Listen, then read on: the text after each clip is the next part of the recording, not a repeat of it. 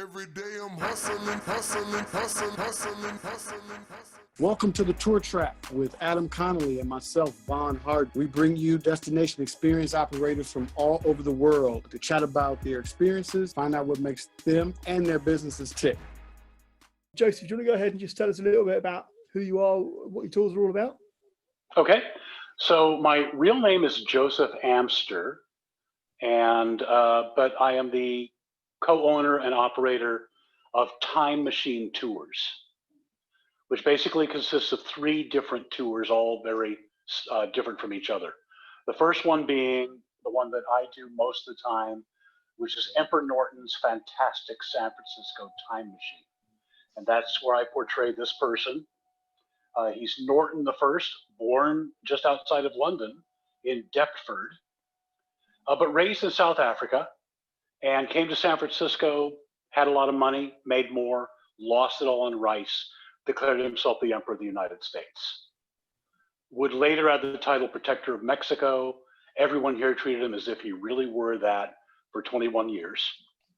And so I do the tour completely in character and costume as him. Our second tour is Drag Me Along Tours.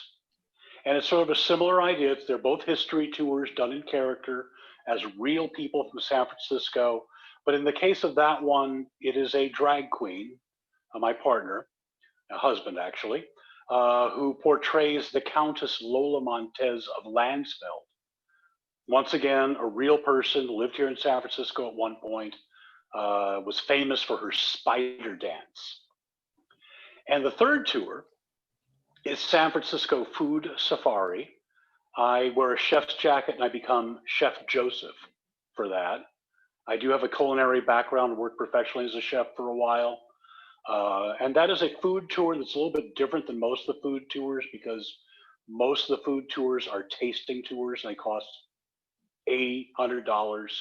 All our tours are $30. We tell people, save the money, buy what you like. They have ample shopping opportunities along the way. And there's 2 of those, one's in the Mission District, one's in North Beach, and each one's only done once a month. So all of your tours are done in costume, in character. So Yes. you don't break character at all from the time you meet the customers? Never. It's a theatrical performance and a highly accurate historical walking tour all rolled into one. Street theater. Oh, that's cool. Really cool. That's cool.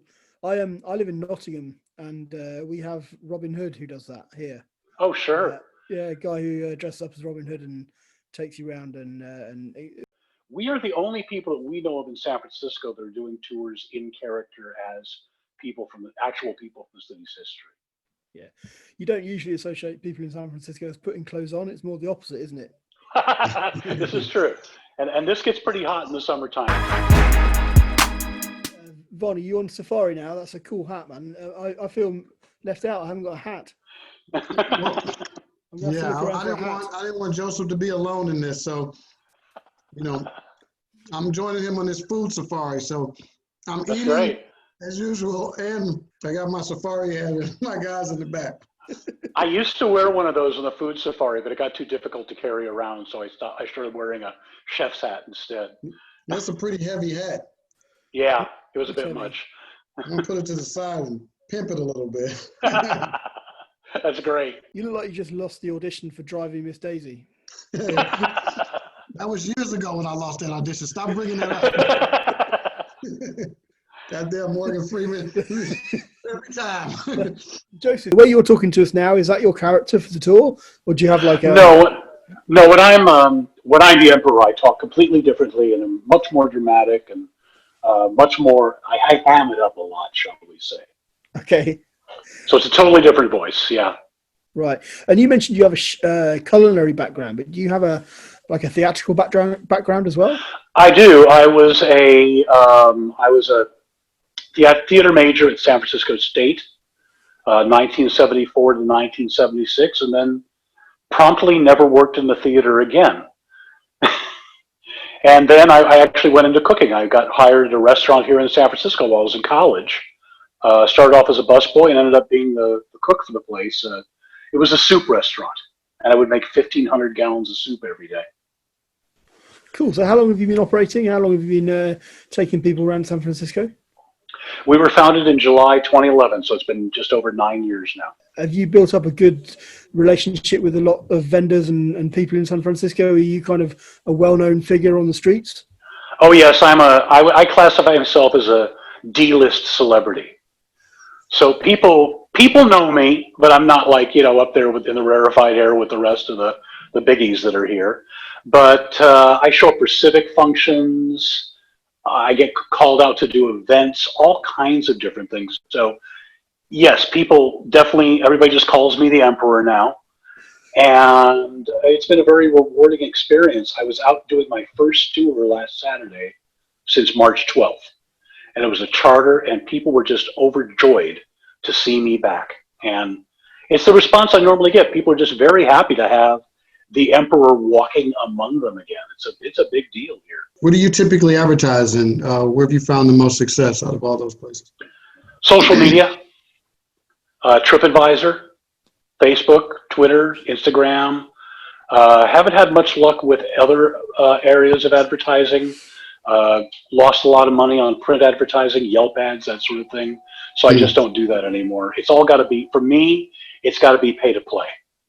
Yeah. And that's where I have the best results. Groupon, things like that, which I'm hoping to get away from Groupon because you don't make much money, but you get the bodies. Yeah. Have Groupon been the most successful for you in terms of volume? Absolutely, by far.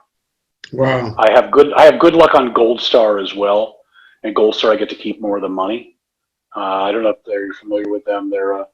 I think they're just West Coast. They might be East Coast as well, but they're a ticket aggregator. Like some of the others. Wow. But Groupon by far. And then that gets me a lot of good reviews. It brings in more people on the tour, and then word of mouth has built over the years because of that. TripAdvisor, working with them through Viator, has been good, but people see my reviews on TripAdvisor, and they're virtually all 5 stars. Get really good reviews.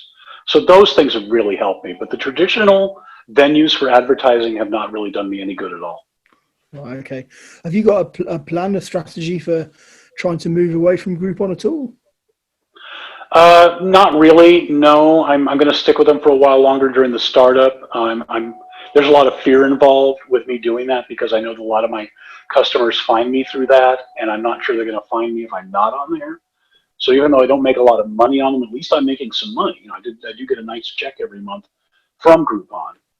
But at some point, I would like to get away from it. How much elasticity do you have in terms of pricing? So if you increased it by, $10, $15 or so, even though you'll be splitting half of that, or maybe, I don't know if it's a fourth of that with Groupon. It's half. It's half of it? Goodness. Yeah. How much do you think you would lose in terms of, customers if you did that? Probably a fair amount. But I mean, not only am I splitting it with them, but I'm also selling at a massive discount and have to split what's left with them. I make about $7 a tour with them, which normally costs $30. So you can see why I want to get away from them eventually. Absolutely, man. Jeez. As far as raising the price, we did that about a year and a half ago. And yeah, we're making a little bit more money. Used to make $5 a head. Now we make $7. Goodness. That's a shit load of commission, isn't it? Yeah. Yeah, it's terrible. But the way I look at it also is it's advertising I could never afford to pay for out of pocket. So where are most of your customers from? Are they the people who arrive on your tours? Are they international? Are they local? Are they from the States? What's kind of your demographic? About half to 2/3 are locals. And that's Bay Area. I also count Southern California in that. The rest are coming from all over the country and all over the world. I get international travelers. I've been written up in, Germany, Sweden. I've had a couple TV appearances in France. I got written up in a UK magazine. I was on the Alaska Airlines in-flight magazine. So when these things happen, I start seeing more international travelers. How are you creating those opportunities for yourself? I mean, everybody would love to get that, but that's some amazing publicity. I mean, being able to get written up in a magazine or get these international interviews. How are you going about about landing these type of They opportunities? find me. I've done nothing to bring it my way. I've been on a couple of shows on the Travel Channel as a historian, Mm-hmm. Monumental Mysteries and Mysteries of the Museum. And I think people see that and they say, "Oh, he's got a good voice. He presents well. Let's do a segment with him." As Yeah. far as the other TV appearances have gone, I'm waiting for a French TV segment to air where I talk about a satirical organization that tried to put clothing on animals in the 1960s. It was all a joke, but people took it Mm-hmm. seriously. And Yeah. so I had a minimal amount of knowledge about that. I brought myself up to speed. I can memorize facts and figures fairly quickly. And so these things, I've got a reputation now, apparently, as being knowledgeable and personable and telegenic. That helps. Yeah. But I haven't actually gone out and tried to find any of these things. Well, I guess if people are looking for an interesting character, then there's probably not many people with the same hat as you No. that they could put in their magazine. So Yeah, I was very colorful, and the backstory is so fascinating. And people don't believe the backstory, right, but it's absolutely true. And that's something that the Countess and I are real sticklers on, is accuracy too. We really make sure our tours are 100% accurate. yeah. Let me ask you a question. Are you a member of the San Francisco Guide Guild or Guide Association? I traded a tour for a 1-year membership. I did a tour for their members. Mm-hmm. Didn't really get a benefit out of it. It's more for people who are doing step-ons, but doing it, where it's an excursion, that sort of thing. Little tour operators like myself, there's not a lot. If you want to learn how to do a Monterey tour, a Yosemite tour, a wine country tour, then you could pick up those skills through the Tour Guide Guild. But I didn't renew my membership because I didn't find a lot of benefit from it. That's fair. Okay, yeah, it's just interesting. In another association, I work with a lot of these guide associations, and it's interesting to hear from guides like yourself and operators like yourself who are guides essentially, but who operate a business as opposed to, like you said, more just step-on work.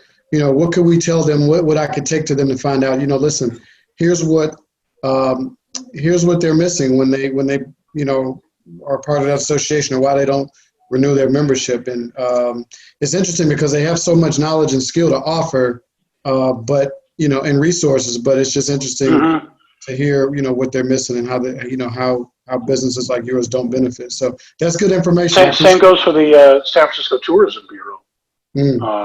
People spend a lot of money on it and not get results. And so I've looked at it a number of times, and cost benefit just didn't work out for me. Now, is that the equivalent to the San Francisco CVB, or is that a separate organization? The convention. Visitors, that's same thing. Visitors and convention, yeah, it's the same thing. Really? So you don't get a lot of benefit from working with those guys either? No, and we were talking about this in our small tour guide group. There's pretty much consensus on that. Same thing with concierges. I spent a lot of time and effort trying to get concierges to represent my tour, and did all the things I was supposed to do, bring them chocolates, keep up with them, make sure they have brochures, and never got a single booking. It's weird. Why do you think that is? I don't know.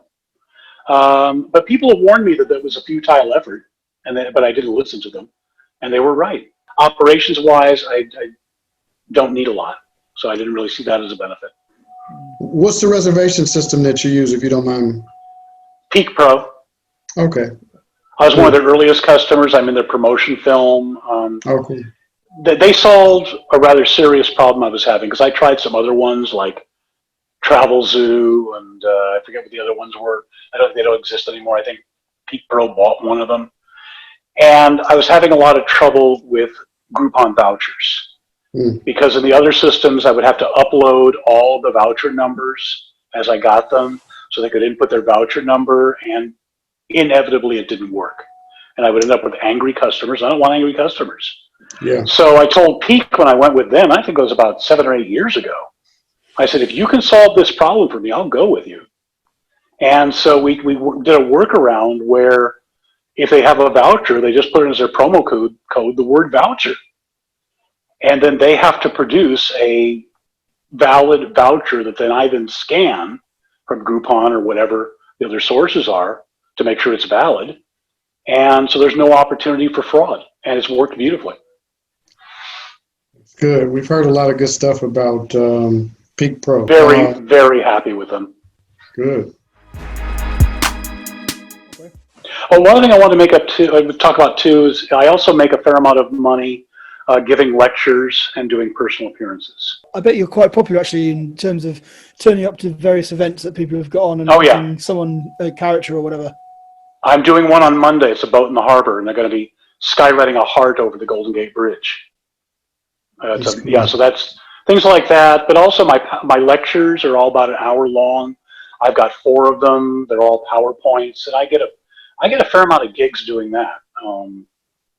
That's always a nice chunk of change. Yeah. And word spreads, and I get more of them. School field trips as well. Okay. And have you been doing any virtual lectures or tours online since the pandemic started? 5 days a week, I do an online history vlog, which is this is the set and lighting from all that. But I just left it set up from this morning because I'd make a good background for the call. And it's 4 days a week. It's just me. And then on Saturdays, it's myself and the Countess. And it's more the Countess's show on Saturdays. And then Tuesday through Friday, I do This Day in History. Takes me about 3 or 4 hours to do a day. It's my pandemic vocation. It keeps my face out there in the public. It gives me something to do so I don't go crazy. And it's been very rewarding and a whole lot of fun. Also, it's a good publicity tool for me, so people don't forget me. It's going to be difficult for people to forget you, man. I mean, just not just the outfit, honestly. I mean, that costume is amazing. But I think just the level of knowledge that you have and the professionalism, is something that kind of struck me. And I'm like, you know what? I think having these conversations with a lot of the, tour operators and guides that I work with, I mean, you definitely have to, if you want to get that kind of publicity that you've been receiving and get invited to these talks and getting this, this media publicity, I mean, it definitely speaks to, really stepping your game up, whether it's from how you appear to just the knowledge you have and the professionalism. And I think that really attributes, you say you don't know where it comes from. It just kind of falls out of the sky. But I would say I can definitely tell, how you get these opportunities, man. It's remarkable. Well, I was a journalist for about 15 years, so I know how to work the press. And that has helped. But the Countess and I really strive for, very professional, but also to do something very, very unique. And I think that's what sets us apart, is that we are absolutely unique in what we do. Yeah, it would. It's been amazing talking to you, Joseph. It would also be great to talk to the Countess one day. That'd be great to get the Countess on a call.